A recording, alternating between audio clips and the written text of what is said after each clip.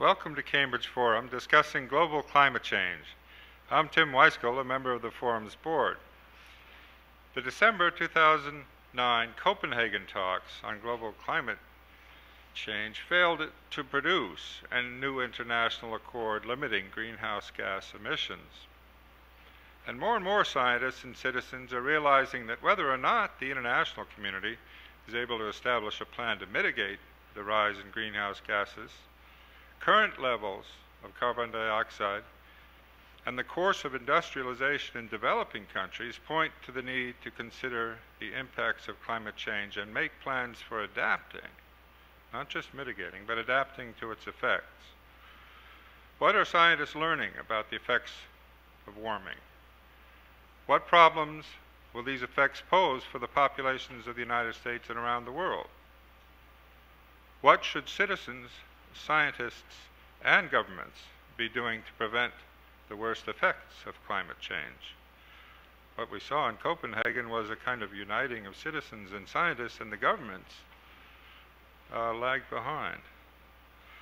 But to lead us in our deliberations today, we have a number of scientists, and we're starting off with Dr. Ronald Penn, who is the TEPCO Professor of Atmospheric Chemistry at MIT's Department of Earth, Atmospheric, and Planetary Science. One of his projects has been measuring the rates of change in atmospheric concentrations of trace greenhouse gases for more than 30 years. We're used to talking about CO2 buildup, but there's a whole range of other gases that we should be paying attention to. Recently, he and his colleagues noted an unexplained increase in methane concentrations, which led them to reconsider the impact of methane vis-a-vis climate change as a whole. He outlines those risks in his discussion entitled Arctic Warming, Risks for Methane Emissions, Sea Ice Loss, and Ocean Overturn. Welcome to Cambridge Forum, Ronald Penn.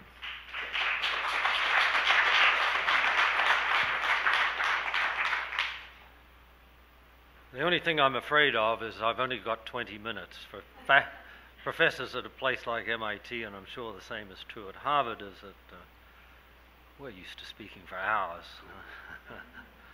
Okay, so the topic has already been announced.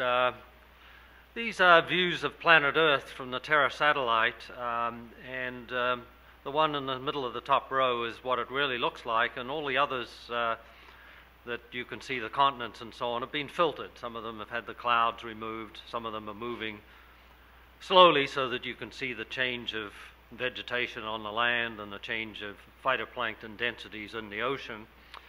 The top right-hand sphere, the sort of cloudy one, and the one in the middle of the bottom row, these are images of infrared radiation going from the Earth out to space.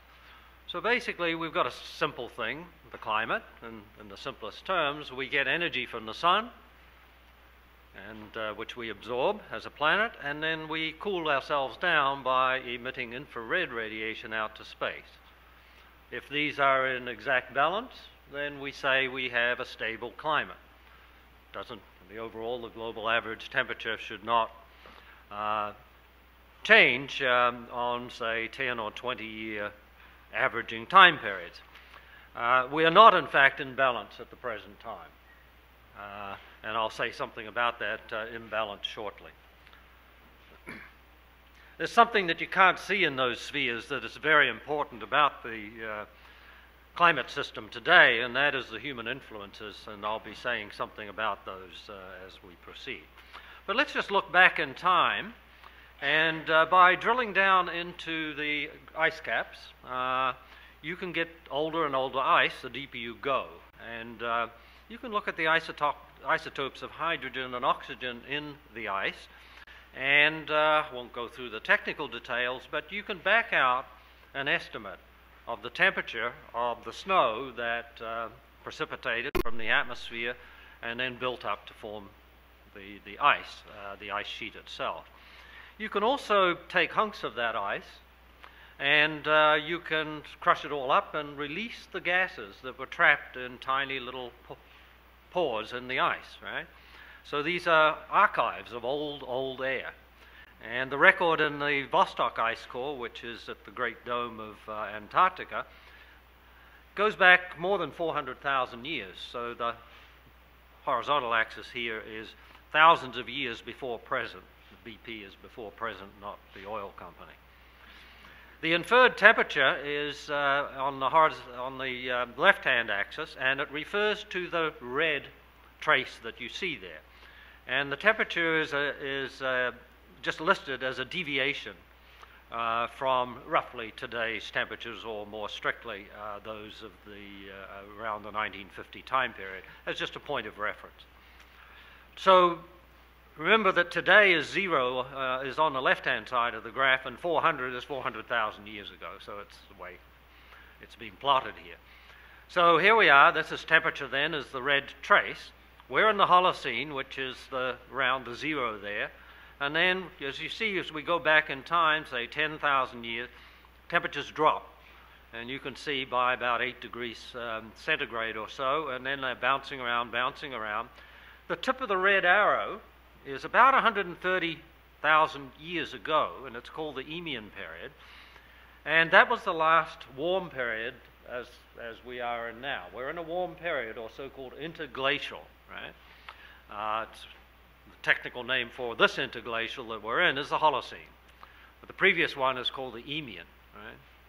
And you can see that, and these temperatures that are shown here are polar temperatures. In this case, the Antarctic region temperatures, right? Because that's where the snow precipitated to form the Antarctic ice sheet. Now, what drives these natural changes? Everything you see here is natural, right? This is what the system does. But remember, there's 400,000 years being shown here, right? And I'm going to emphasize in my talk that what we're talking about for climate change now is the next couple of hundred years. That's not even resolved. That timescale is not resolved on this diagram. So this diagram is often misused by people who want to give an impression that the natural system is so variable that anything we do is negligible in comparison to these. But this is 400,000 years, not 200 years. So that's the red curve, right? And then the reason I wanted to really look at this is also, let's look at the concentrations of a couple of the most important long-lived greenhouse gases in the ice cores, trapped in the ice cores. So this is old air.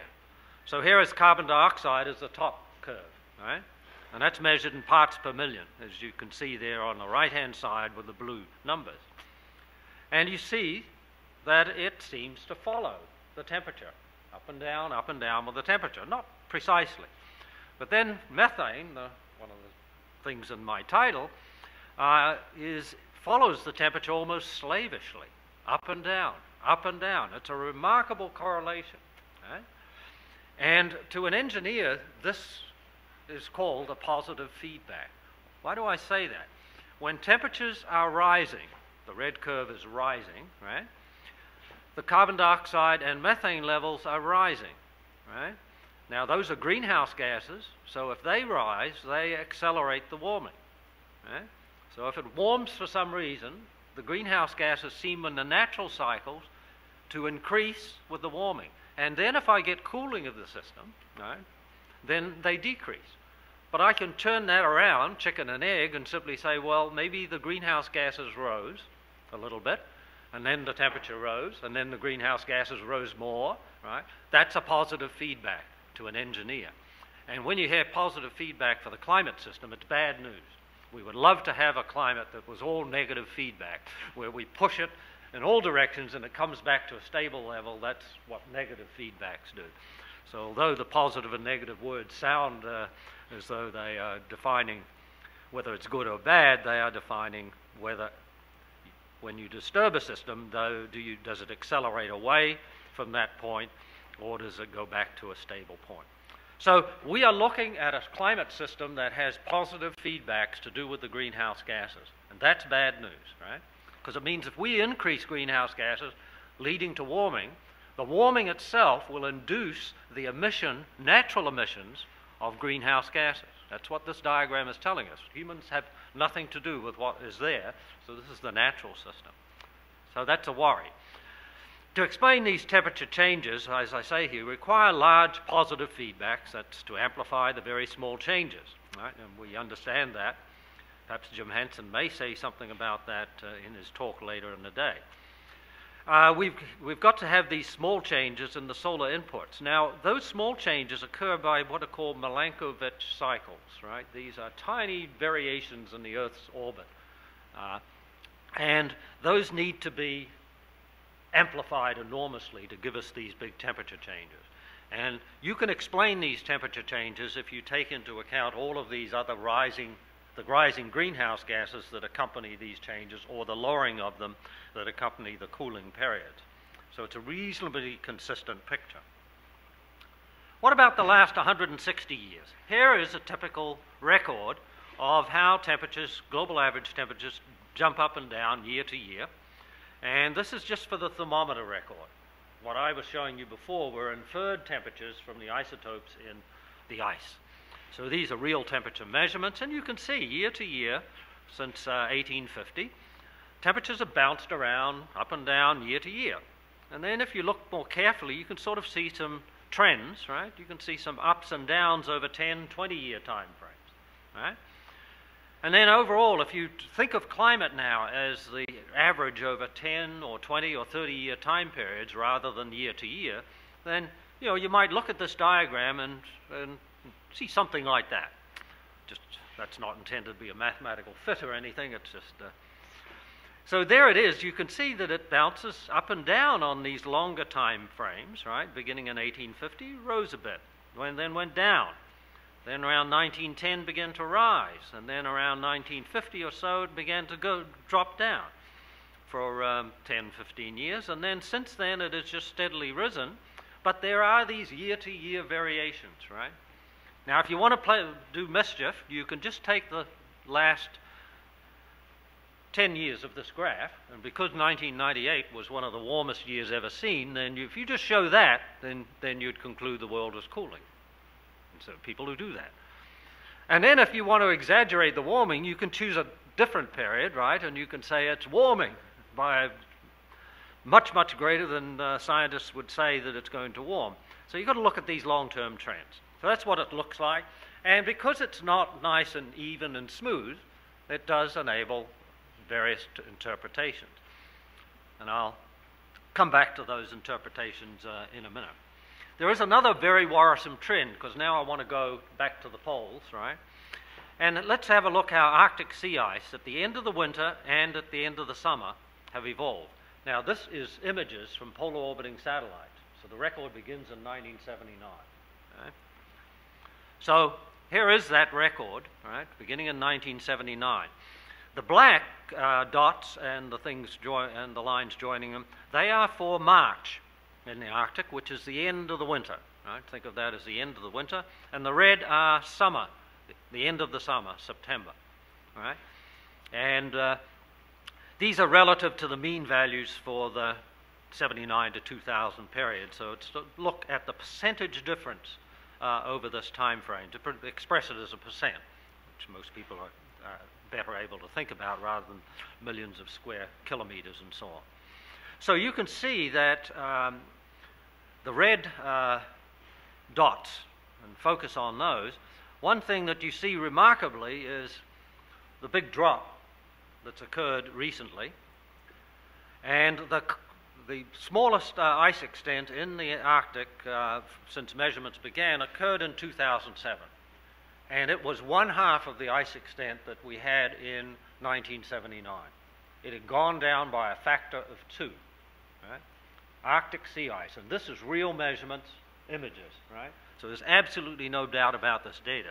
The red and the black lines are the linear lines, the straight lines through the whole set of dots is just the linear trend. So let's have a look at what those trends are, okay, over that time period. For the black curve overall, it's sea ice in the winter, the end of the winter is dropping 2.5% per decade.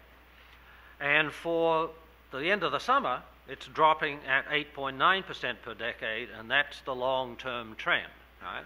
And again, be careful when you look at a diagram like this that the year-to-year variations Probably simply natural variability, and there are good scientific reasons to expect that. But the long-term trend can only be explained, of course, by warming. And we know from the temperature curves that I showed you that 79 onwards was a very significant period of warming. The Arctic and Antarctic, particularly the Arctic, warms at about twice the global average rate. And there are good scientific reasons for that as well. So we've got temperatures rising, and we've got Arctic sea ice dropping very rapidly. For it to go down by that much, close to 9% every 10 years, is very worrisome. So in 2007, I was in the Arctic, right, on the polar class icebreaker called the Kapitan Klebnikov, and that is it, and that's what you hope to be in when you're up there. There's lots of ice, and if you ever get the chance to go on a polar class icebreaker, grab it, but I'd advise you to do it fairly soon, right, given the graph I just showed you. However, we were there for 11 days, and only 2.5 of those days were like the top left-hand image. More typical was what I'm just showing you now. I took this picture from the shore. We'd gone ashore on Zodiacs. There's lots of things up there, living things up there, and the most, of course, the ones that people worry most about are, of course, polar bears, whose livelihood depends on plenty of ice in which they can go out and get to the seals. And there are huge herds of walrus and of course, various types of seals and so on. So it's a very, spectacular place. But as I say, the bottom left-hand photo was typical of the voyage, not the top left-hand photo. Now, methane is rising again. And I'll show you both the... it was mentioned in the introduction that I've been measuring greenhouse gases, I and my colleagues, over many years. And what you see in the left-hand graph at the top of it there is just that's this one here, is changes in methane over time. And then the lower, this curve here, is just the rate of change. Right? So what people have been noticing is that the rate of change was steadily decreasing so that it was almost constant. And then it began its rise again, which got into the news. And that's shown in this other, I'll put it here. You see where I've got the ellipse here. The stations that you see there range from the Arctic region at the top to Tasmania at the bottom. And what one sees in these graphs is that the increase did not occur first in the Arctic and then later in the Antarctic, or in the south. The rise began in all places, right? But it was rising much quicker in the northern hemisphere. But interestingly, it rose in the southern hemisphere as well. And how can you interpret that? So this got into the news. We had a paper in Geophysical Research Letters, and we then interpreted this with methods that we developed to interpret these measurements in terms of emissions. And without going into all of the details, we found that there were two possible explanations for what we were seeing. One was that we were simply getting emission increases in the two hemispheres.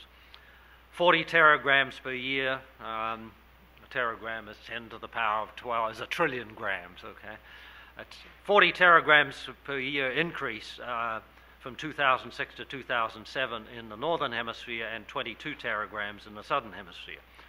We needed the southern hemisphere emissions to increase because we saw the increase occur almost simultaneously, but slower.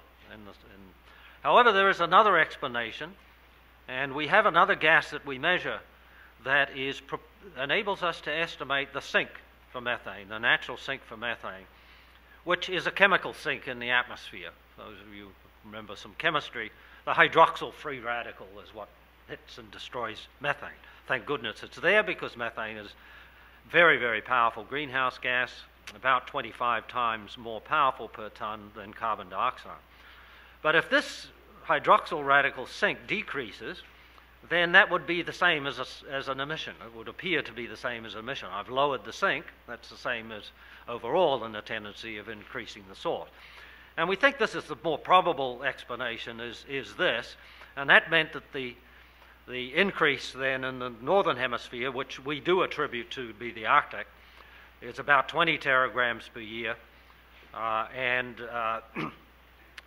with 13 teragrams per year in the northern hemisphere and 7 teragrams in the southern hemisphere, with the northern hemisphere increase being pretty much the Arctic. So why would one worry about that? All right? I'll tell you this, that in the Arctic, as I'll point out, there's a huge reservoir of carbon waiting to be emitted. And all you need to do to start the emission is to melt the permafrost. And I'll come back to that. Policy goals, the common ways to talk about policy goals, for example, at the Copenhagen conference, was to talk about keeping greenhouse gases at some predetermined level that everyone agrees on. There's a lot of talk about stabilizing at 350 parts per million. I know Jim Hansen likes that number. 450 parts per million, other people talk about. And these are in carbon dioxide equivalents. You convert all of the other greenhouse gases into their equivalent of carbon dioxide, which would have the same effect on climate. So that's just a little calculation that scientists like me can do. So we measure these greenhouse gases all the way around the world. Right now, we are at 470 parts per million of carbon dioxide equivalent. So people who talk about stabilizing at 350 are actually talking about vacuuming, right? Not lowering emissions, but vacuuming, right? Greenhouse gases from the atmosphere. It would be wonderful if we could work out how to do that without, ruining our economies. But that's just a caution. As a scientist, I would like to see us stabilize at levels that we've already seen, right? Because then we'd say we're at least used to that. So we might go and say, what about the level that we had in 1950 or something like that?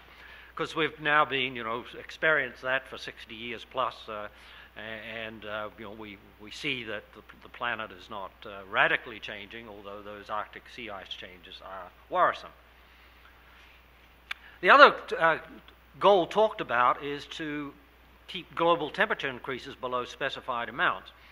Now, another problem here is that, according to the diagram I showed you earlier on, we're already about 0.8 degrees centigrade above pre-industrial.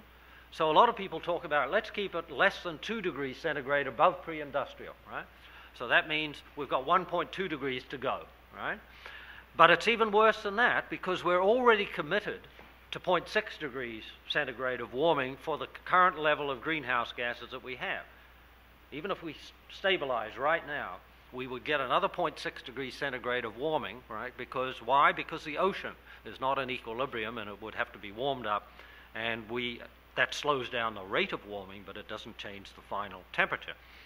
So that's a worry. That would mean 0.8 plus 0.6 is 1.4, so we're left with only 0.4 degrees centigrade to be allowed for increases of emissions that might come from China and India, even if we go drastically down.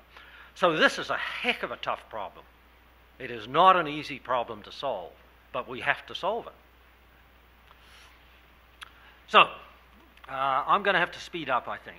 We use a model to model the system that is its most complex of its type in the world, and it is especially distinguished by the fact that it is a model of the global economy. Each major economy of the world is modeled.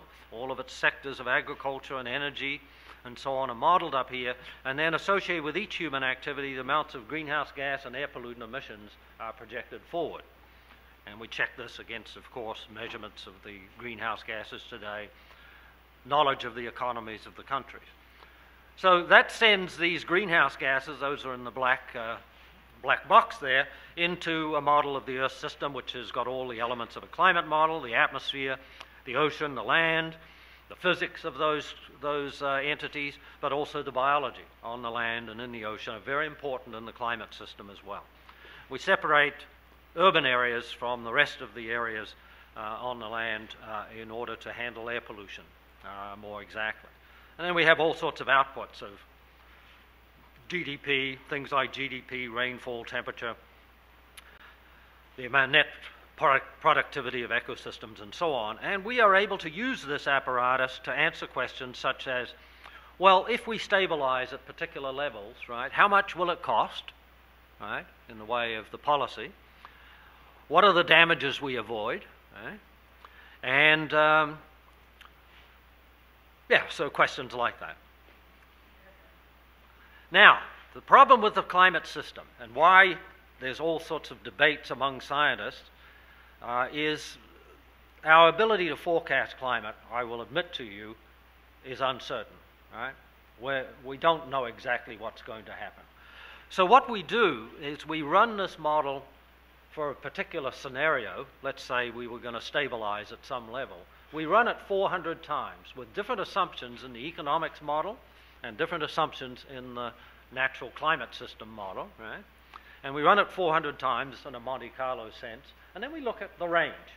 We don't pretend we can do it exactly, we just look at the range. By the way, this is how long-term forecasting is done, you know, over periods of 1 or 2 months. They do 40 or 50 or 60 forecasts, and they give a range, right? They give the odds of various outcomes to the farmers who appreciate it, particularly when it's accurate.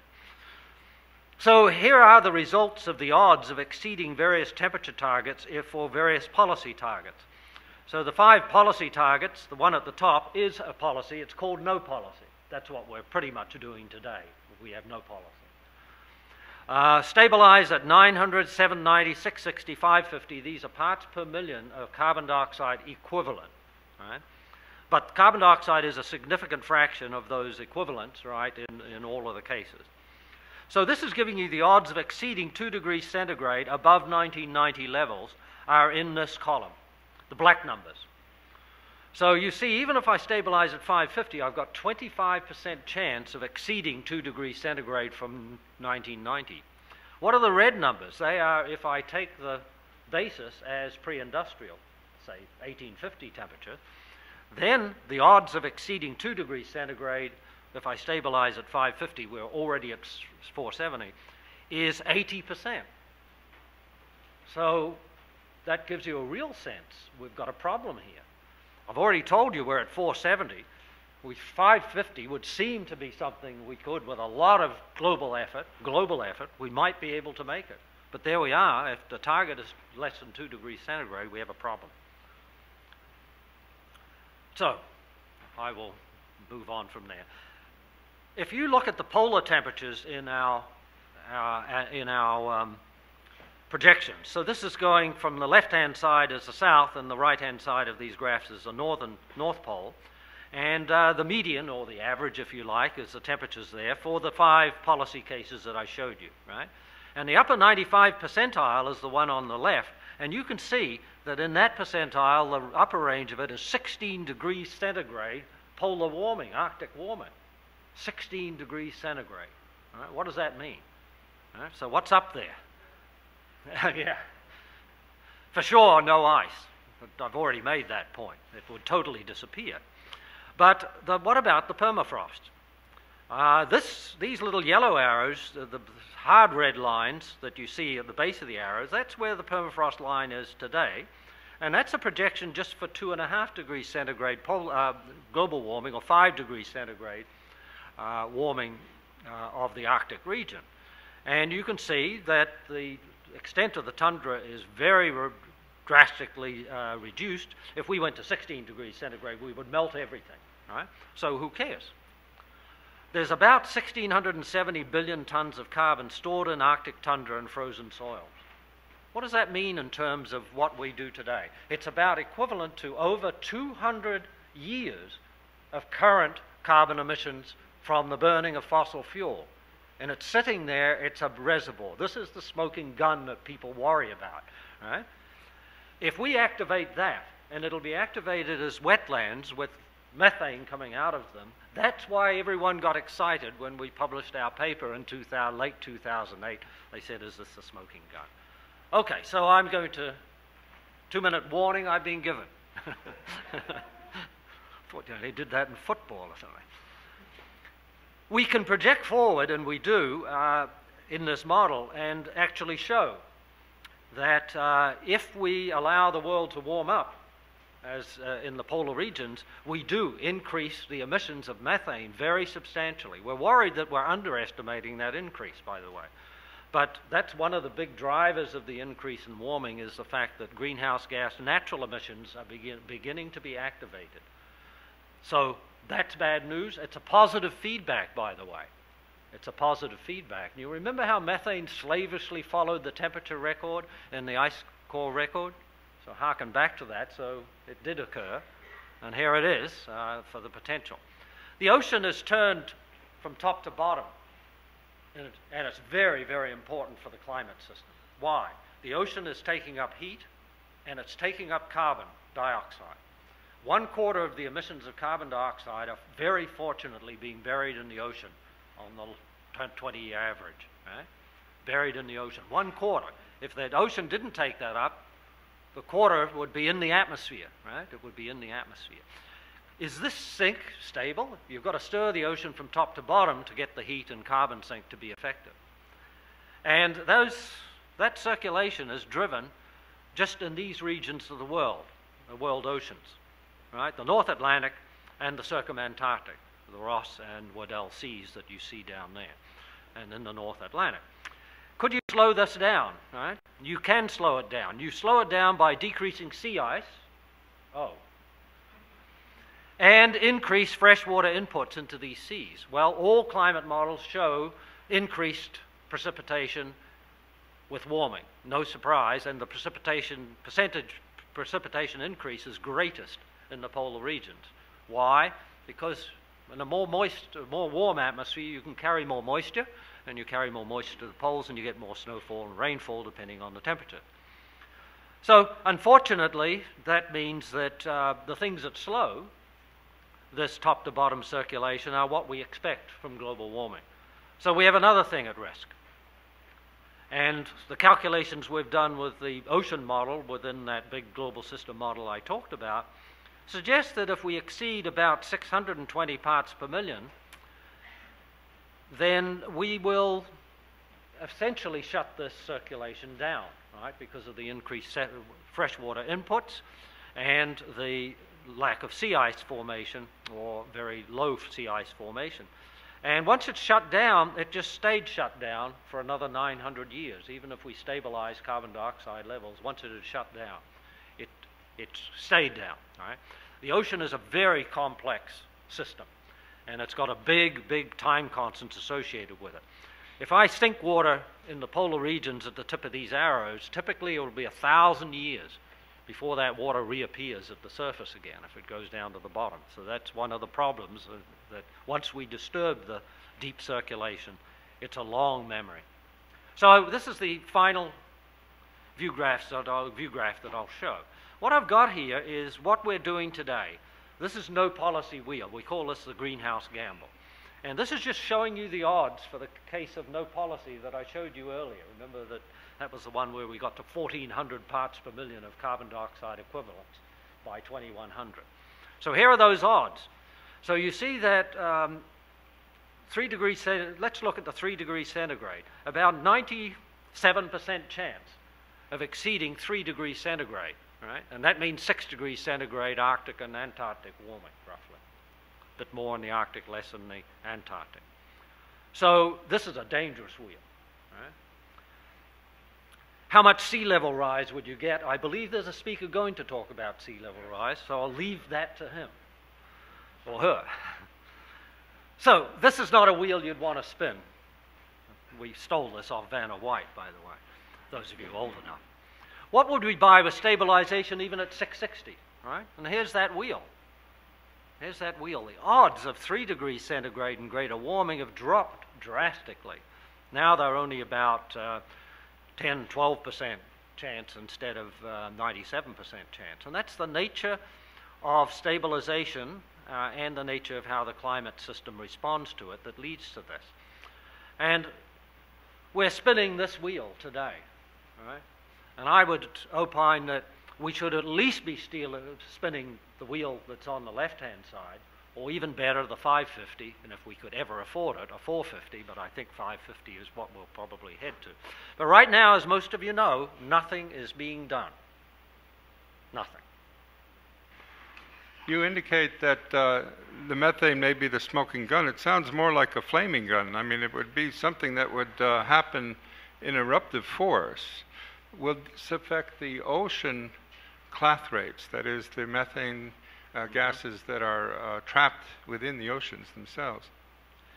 Yeah, I think I call it a smoking gun because I can't prove right now that we're absolutely on that track. We saw increases in methane. They began in 2006.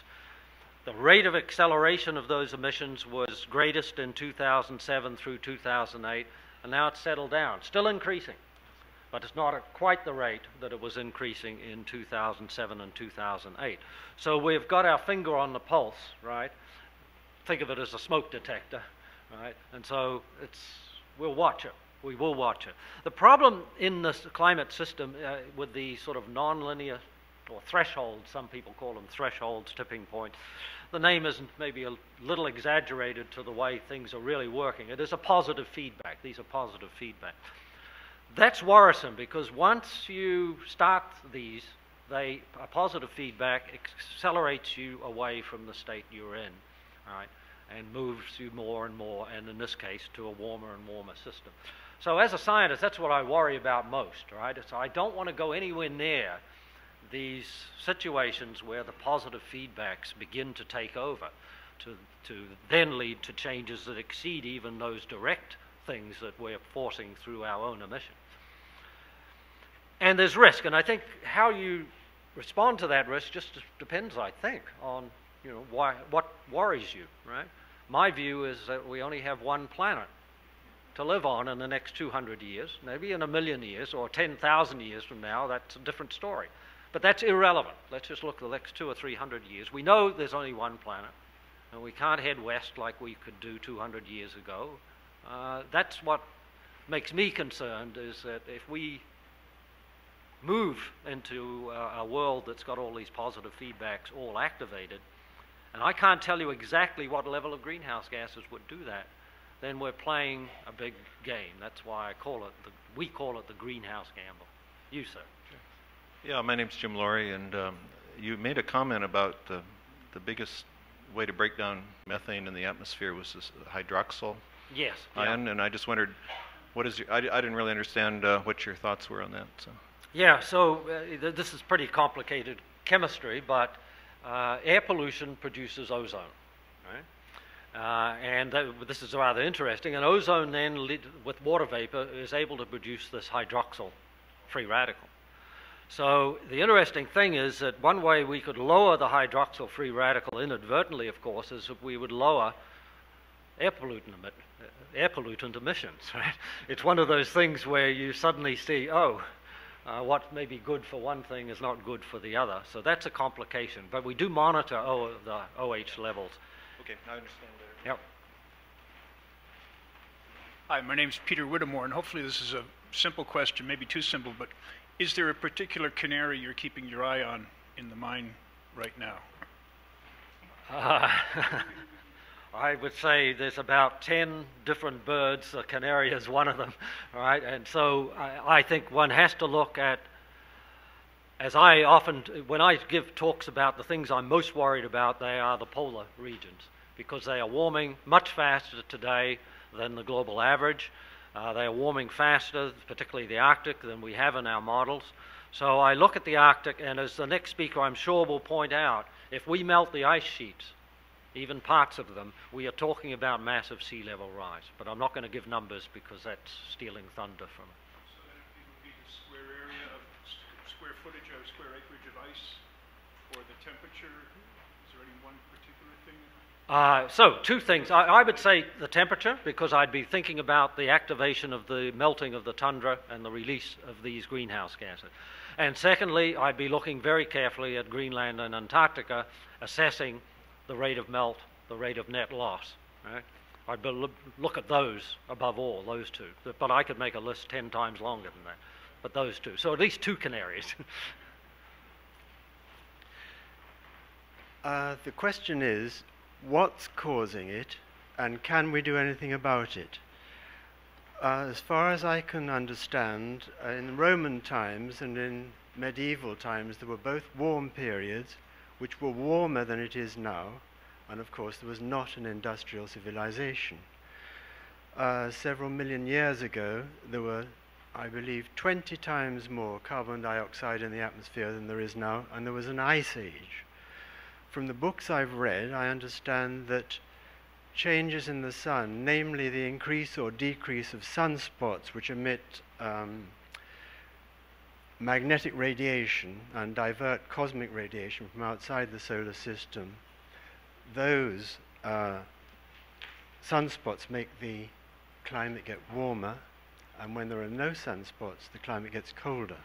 Also, at the moment, whilst the northern polar regions are getting warmer, Antarctica, except for the peninsula pointing up towards Chile, is getting much colder. So far as I understand, there's the main cause of warming in the atmosphere is water vapor, about which we can do little, methane, about which we can do little, and carbon dioxide virtually not at all, because there's 0.038% of carbon dioxide in the atmosphere, which is, I believe, 1/10,000th as much as there was in 1750, so a tiny amount of a tiny amount of carbon dioxide, of which we contribute about 3%. So we contribute virtually nothing to what is virtually nothing in the atmosphere. Is the question going to... There's a line of people yes, behind yes. you. Well, so well, frame a question yes. that I can Well, my answer. question is, what is causing it? I'm sure it's not carbon dioxide, and I'm sure it is the sun, and we can do nothing about the sun. So can we do anything about it? If it is the sun, and if it's changes in ocean currents, neither of which we can do anything about, okay. What on earth do you think we can do? Right. So first you said changes in the sun. We have been monitoring the sun in the satellite age with great accuracy. And you can look at the very tiny changes in the total output of energy from the sun that is actually capable of being absorbed by the Earth. And I'm afraid you cannot explain the warming since 1979 that we've seen by anything that's going on in the sun. Right? So you mentioned that changing in ocean currents. Right? And so how do you think a internal change, is going to change the total amount of heat in the system? How will it change it? Right? We've got to put more energy or less energy into the Earth, right? Net. Right? So circulating it around, can do ups and downs regionally, circulating heat around in the ocean and in the atmosphere, but you can't change the global average temperature in that way. So you mentioned that those were warmer. I know of no credible evidence that says they were warmer. They were certainly warmer periods, right? But all of the reconstructions I've seen using tree ring data and a variety of other data, which are not accurate thermometers, show that the warmest period, the warmest times we've had since in the last 1,200 years, have been in the last couple of decades, up and down. I tend to read the peer-reviewed literature, right? I am different than I'm a scientist. So I'm well aware of this book and many other books. I go to the peer-reviewed literature. When I had methane increasing, where did I go? I published it in the peer-reviewed literature, and that's what, as a scientist, that's what I rely on. And I'd advise everyone in this room, don't believe books, don't believe blogs, don't believe websites, unless you can then go and have the peer-reviewed literature. Rely on the peer-reviewed literature. That's what scientists do. That's how we define our credibility. We don't define our credibility by writing a popular book. We don't define our credibility by having a blog, right? That automatically, whatever one side says, there are blogs on both sides of this issue. And they're terribly confusing to the public, and I'm sorry. I don't have a blog, and I don't write popular books, right? I'm just a scientist who publishes. Okay, one more question, and then we'll have to move along. Your comments very much lead to my question, which is, it's my impression that possibly a lot of the actual monitoring, actual data that's collected is quite ad hoc. Do you feel there's a coordinated effort by the scientific community to look at the many components you've described in sufficient detail, and so that we have sort of an ongoing database that's very reliable. Right. I think in general, we do have to realize that our capability to measure everything that's going on in the climate system is limited, unfortunately.